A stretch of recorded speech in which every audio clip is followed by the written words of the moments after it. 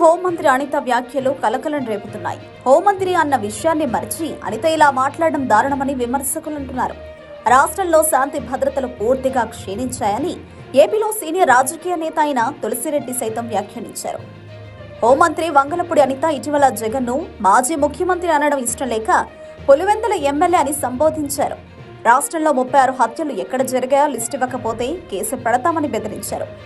బాధ్యతాయుతమైన హోంమంత్రిగా ఉండి ఒక మహిళ అయిన అనిత మాజీ సీఎం వైఎస్ జగన్ను ఉద్దేశించి మైండ్ దొబ్బిందా అనడం విలేకరులను షాక్ గురిచేసింది.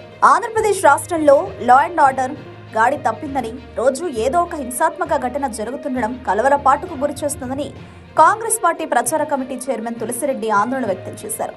ఇదే పరిస్థితి కొనసాగితే 5 నెలల్లోనే కూటమి ప్రభుత్వం కుప్పకూలడం ఖాయమని ఆయన హెచ్చరించారు.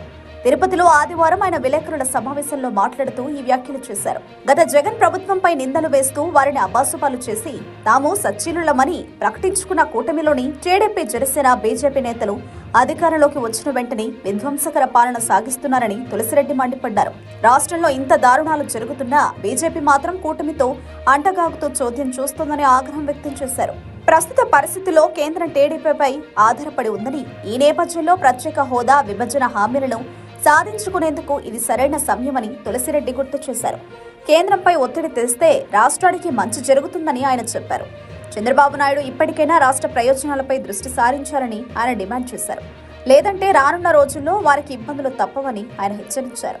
ఈ క్రమంలోనే హోం మినిస్టర్ అనితకు వైసీపీ నేత విజయసాయిరెడ్డి కౌంటర్ ఇచ్చారు. ఏపీలో దాడులపై ఫోటోలో వీడియో ప్రెజెంటేషన్ను ఢిల్లీలో జగన్ ఇస్తారని, ధర్నా కూడా చేస్తారని పేర్కొన్నారు. పార్లమెంట్లోనూ ఇదే విషయాన్ని చెప్పారు.